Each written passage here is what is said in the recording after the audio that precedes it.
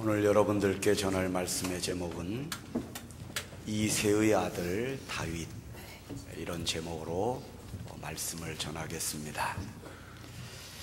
여러분, 오늘 여러분들이 읽으신 이 본문은 사도행전 13장에 있는 내용으로서 사도 바울이 이제 사울의 이름을 떼고 하나님께서 그의 이름을 바울로 바꿔주신 후에 드디어 하나님은 그를 전도자로 세우시게 됩니다.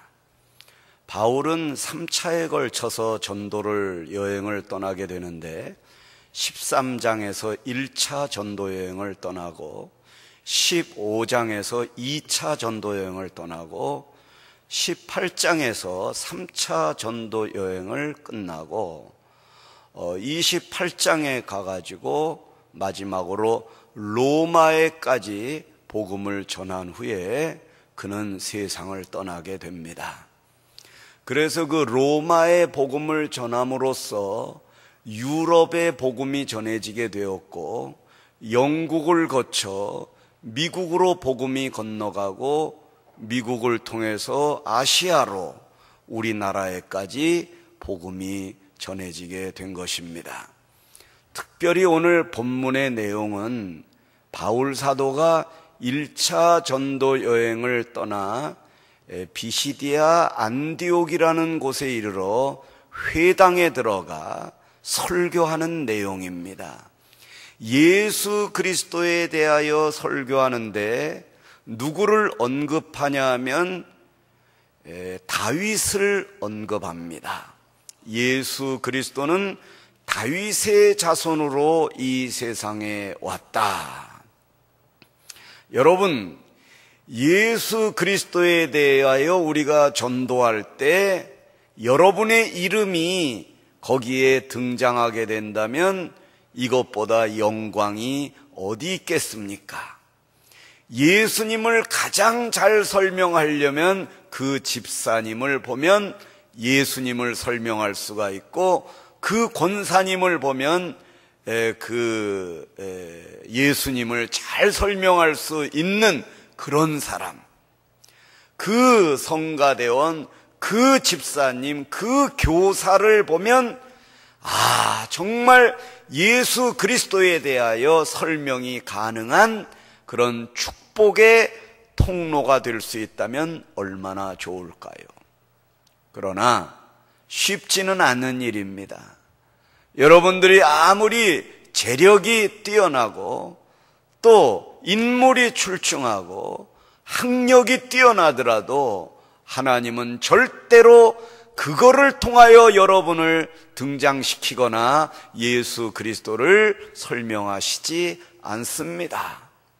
오히려 바울은 많은 공부를 했지만은 그것을 통하여 설명하지 않으셨고, 또 아주 훌륭한 가문에서 태어났지만 하나님은 그 가문의 어떤 일들을 인하여 예수님을 설명하지 않았습니다. 오늘 하나님은 다윗을 어떤 면을 보시고 그를 통하여 예수님을 우리에게 보여주시는가?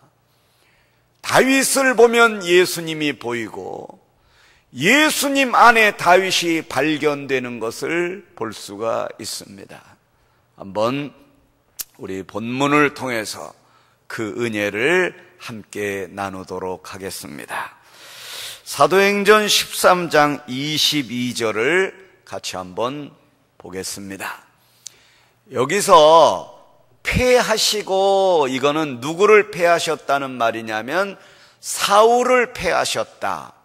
여기 사울은 바울의 옛날 이름 사울이 아니고 구약시대의 이스라엘의 첫 번째 왕이 사울입니다. 사울 왕을 패하시고 다윗은 그 당시에 양을 치는 목동이었습니다. 다윗을 왕으로 세우시고 증언하여 이르시되 내가 이새의 아들 다윗을 만나니 내 마음에 맞는 사람이라. 여러분, 여기서 중요하게 생각할 것이 하나님이 다윗을 만나 보니까 하나님 마음에 맞는 사람이라는 뜻이 아니라 하나님의 마음에 맞는 사람이기 때문에 하나님이 만나셨다는 이런 뜻입니다. 무슨 말씀인지 아시겠죠? 이 다윗을 통하여 하나님께서 내 뜻을 다 이루리라. 여기서 다 이루리라는 예수님이 십자가 위에서 다 이루었다, 이 의미가 있습니다. 그러니까 여러분, 하나님께서 이 다윗의 삶을 통하여 다윗을 보여주시려고 하는 게 아니라 예수 그리스도를 보여주려고 하신다는 사실을 알아야 합니다. 그러므로 여러분을 통하여 하나님 앞에 축복받고 남편이 잘 되고 자식이 잘 되는 것을 자랑하라고, 간증하라고 여러분을 여기 나오게 하신 것이 아니라 여러분의 그 축복을 통하여 예수 그리스도를 보여주시기를 원하신다는 사실을 아시기를 바랍니다. 이게 중요하다 이겁니다. 사도행전 13장 21절에 보면 그 후에 그들이 왕을 구하거늘 하나님이 베냐민 지파 사람 기스의 아들 사울을 40년간 주셨다가 패하셨다, 이런 뜻입니다. 여기서 기스의 아들 사울을 왕으로 세우셔서 40년 동안 왕좌에 있게 했다. 이 말씀은 사울이 40년 동안 왕을 지냈구나, 이렇게만 이해하시면 안 됩니다. 하나님께서 다윗을 만나시기 위해서 40년 동안 다윗을 관찰하고 계셨구나, 그를 지켜보고 계셨구나, 그릇이 되는지, 왕이 될 만한 제목이 있는지, 정말 하나님 보시기에 괜찮은 사람 같은데 정말 쓸만한 사람인지 40년 동안 하나님이 그가 잠잘 때나 집에 갈 때나 들판에 나가서 양을 칠 때나 하나님이 그를 졸지도 않으시고 주무시지도 않으시고 그를 항상 눈여겨보셨다는 이 사실은 오늘 우리에게 얼마나 큰 도전을 주는지 모릅니다. 여러분이 휠체어에 앉아 여기에 나오셨거나 목발을 짚고 여기에 나오셨거나 하나님은 그거 상관하지 않으시고 여러분을 40년째 지금 여러분을 지켜보고 계심을 믿으시기 바랍니다. 그렇다면 여러분, 우리가 언제나 하나님 앞에 있다는 것을 잊으면 안 됩니다. 그러니까 죄 짓고 싶은 생각이 들어오거나 절망하고 싶은 생각이 들어오려고 할 때, 아니다, 하나님이 지금 나를 보고 계시는구나, 내가 어쩌자고 이런 생각을 하는가, 내가 어쩌자고 이런 곳에 왔는가, 그리고 내가 어쩌자고 이렇게 믿음 없는 말을 하는가, 하나님이 나를 보고 계신데 어쩌자고 내가 사람에게 전화를 걸어가지고 그에게 위로를 받으려고 하고 있는가, 하나님이 계신데 하나님한테 여쭤보면 될 일을 갖다가 왜 사람에게 물어보고 사람을 의지하려고 하는가, 이걸 깨달아야 된다 이겁니다. 여러분, 오늘 사도행전 13장 23절에 하나님이 말씀하십니다. 하나님이 약속하신 대로 이 사람의 후손에서 이스라엘을 위하여 구주를 세우셨으니 곧 예수라. 누구의 후손을 통하여 주셨다고 했습니까? 하나님께서 이 사람이 누굽니까? 다윗을 통하여 다윗의 후손으로 예수님이 오셨다는 것입니다. 이것은 다윗의 씨로 이 세상에 오셨다는 거죠. 여러분, 요한복음 7장 42절을 보시겠습니다. 요한복음 7장 42절에 보면 성경에 이르기를 그리스도는 뭐예요? 다윗의 씨로 또 뭐예요? 다윗이 살던 마을 베들레헴에서 나오리라 하지 아니하였느냐. 이 말씀 중에 여러분들이 눈여겨보셔야 될 부분이 다윗의 씨로 오셨다. 이거는 뭐냐면 다윗의 후손으로 오셨는데 하나님께서 말씀하십니다. 내가 그 다윗을 어디서 살게 했는 줄 아느냐? 마을 베들레헴에서 살게 했다. 그래서 나중에 예수님이 유대 땅 베들레헴 말구유에 오신 것이 벌써 하나님의 마음은 구약시대 1000년 전에 베들레헴에서 나실 것이라는 것을 이미 보여주고 계신 것입니다. 이 말씀은 다윗이 베들레헴에서 살았다는 게 중요한 게 아니라 만왕의 왕으로 오시는 예수님도 베들레헴에서 났으니 너희들이 지금 베들레헴에서 살고 있는 거에 대하여, 반지하에 살고 있는 거에 대하여, 임대 아파트에 살고 있는 거에 대하여, 새방에 살고 있는 거에 대하여 낙심하지 말아라. 나도 베들레헴에 내 아들을 있게 하였고 내 마음이 항상 베들레헴을 향하여 있는 것을 알아라, 이겁니다. 그런데 여러분, 아까도 보셨지만 베들레헴이라는 단어 앞에 두 글자가 있지요. 마을 베들레헴에서 나오리라 하지 아니하였느냐. 여기서 마을이라는 것은 하나님이 우연히 갖다 붙인 단어가 아니죠.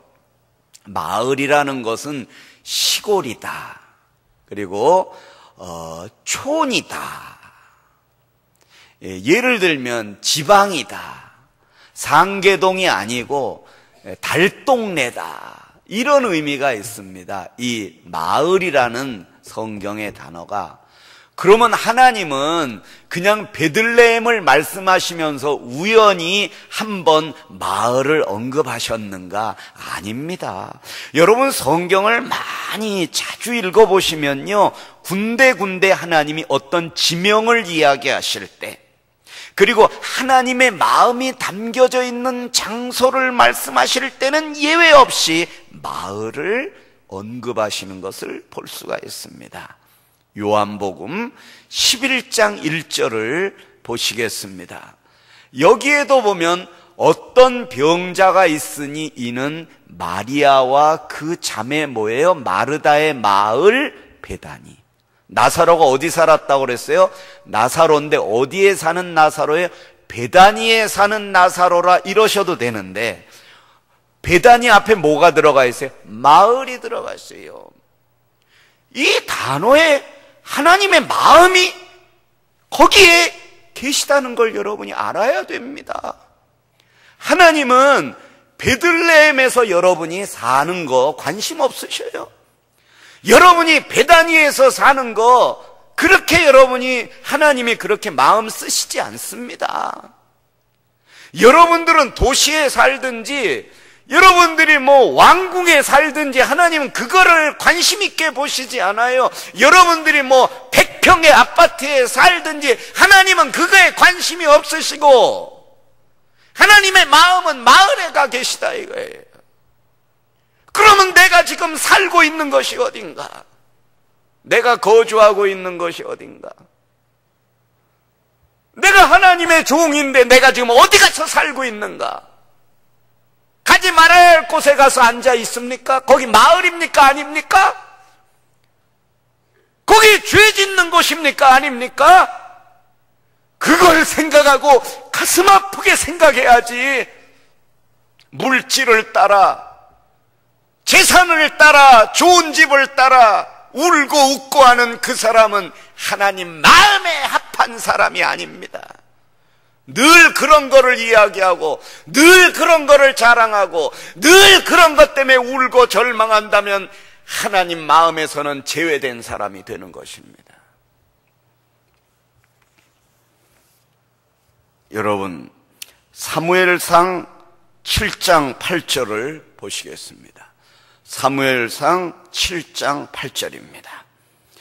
여기에서 보면 사울에 대하여 하나님이 말씀하십니다. 사울 왕이 이제 이 이야기를 하는 거예요. 이제 이방 민족들이 쳐들어와요. 여기서 블레셋이 나오죠. 이 블레셋은 일생 동안 이스라엘을 괴롭힌 민족이 이 블레셋이에요. 근데 여러분, 하나님은요 항상 이스라엘 옆에 블레셋이 있게 하셨어요. 항상 여러분 안 아프시면 좋은데 꼭 병이 여러분 옆에 있게 하셔. 항상 시어머니 옆에 있게 괴롭혀.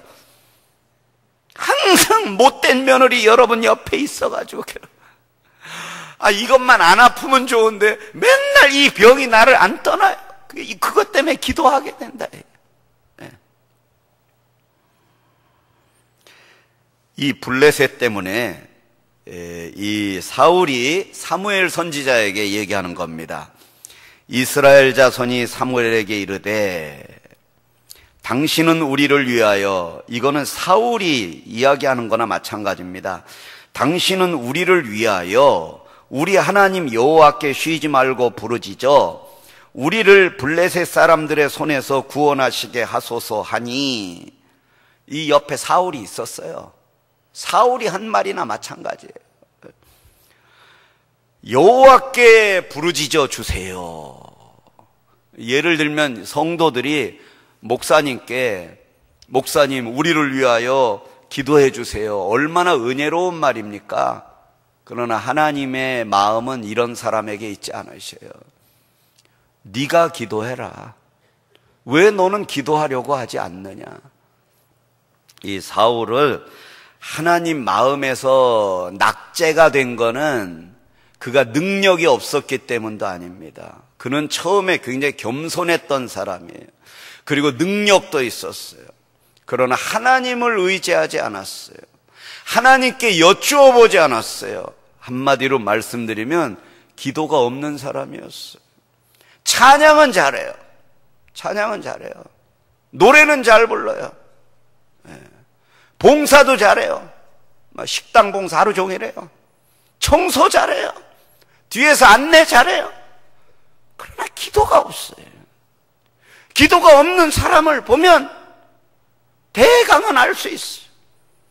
아무리 말을 잘해도 기도 잘 안 하는 사람들은 그 말에 권세가 없고 힘도 없을 거예요. 감동도 안 돼요. 아무리 여러분들이 교사로서 아이들을 가르치고 그래도 그냥 주일날 대강 공과책 한두 번 읽어보고 와가지고 가르치는 사람 금방 표가 납니다. 금방 표가 나요. 그래도 여러분 얼마나 은혜스러우세요. 아유, 역시 권사님은 기도자예요. 여러분, 아유, 능력자예요. 그냥 괜히 해드리는 소리입니다. 아시겠어요? 아니, 제가 그렇다는 거예요. 여러분들, 남들이 어쩜 그렇게 은혜스러우세요? 여러분, 설교 끝난 다음에 저한테요, 아이고, 설교가 너무 은혜스러우세요? 그런 말씀 하지 마세요. 우리 선배 목사님들이 그랬어요. 설교 끝난 다음에 와가지고 너무 은혜 받았어요. 그러면 마귀로 생각해라.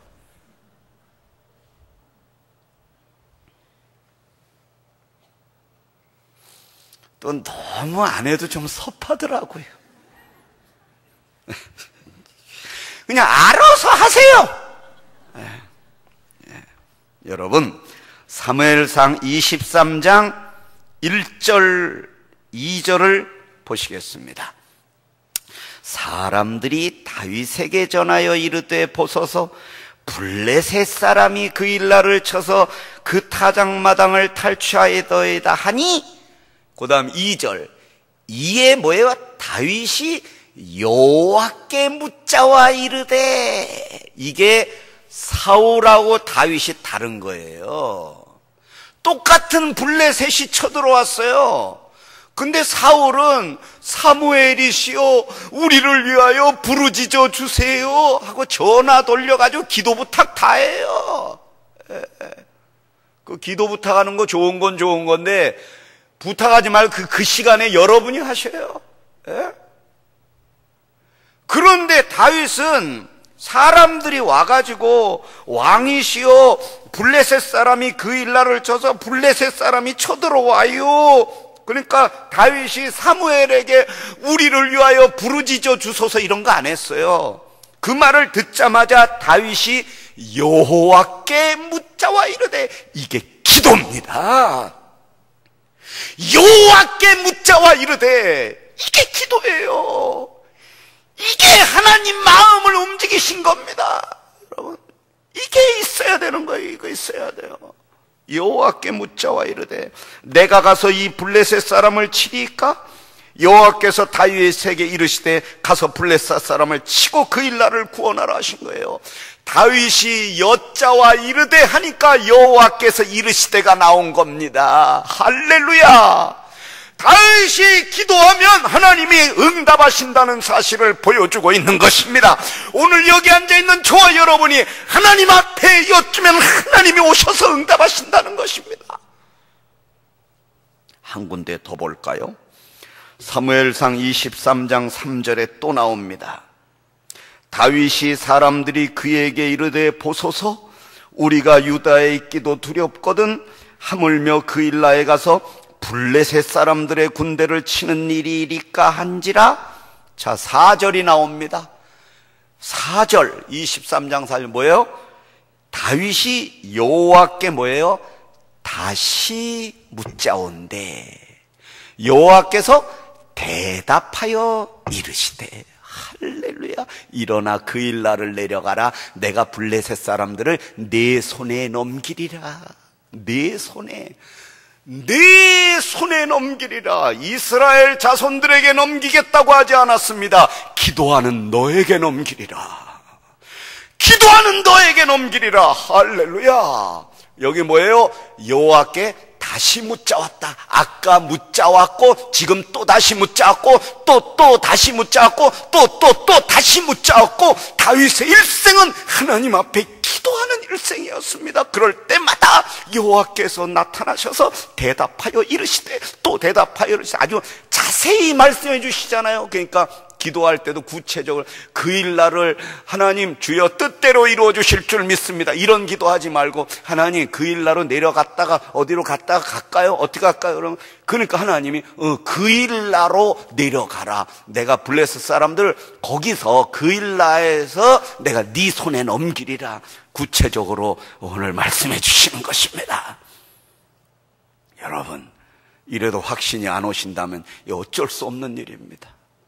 사랑하는 교우 여러분, 하나님은 기도하는 자를 마음에 두십니다. 오늘 여러분들이 하나님 앞에 부르짖을 때 하나님께서 응답하시고 찾아오시는 것입니다. 어떤 교회 집회를 갔는데 여러분, 이 좌우 강대상에 표가 붙었는데요, 이쪽에 크게 써 있으세요. 기도하든지, 이쪽에는 염려하든지. 그리고 그 자세히 보니까 뭐라 그러냐면, 기도하려거든 염려하지 말고 염려하려거든 기도하지 말라. 그럼 여러분은 어떤 거 생각해요? 염려할 테니까 기도 못 하겠습니다. 이러면은 사울이 되는 거고요. 그렇다. 하나님이 살아계시다. 나는 하나님의 살아계심을 믿는다. 지금도 예배하는 나를 지켜보고 계심을 내가 믿는다 하면서, 주여 염려를 주님 십자가 앞에 장사 지내겠나이다. 주여 이 시간에 의심은 물러가게 하옵소서. 염려는 물러가게 하여 주옵소서. 낙심은 물러가게 하여 주옵소서. 여호와여 내게 대답하여 주시옵소서. 기도하겠습니다.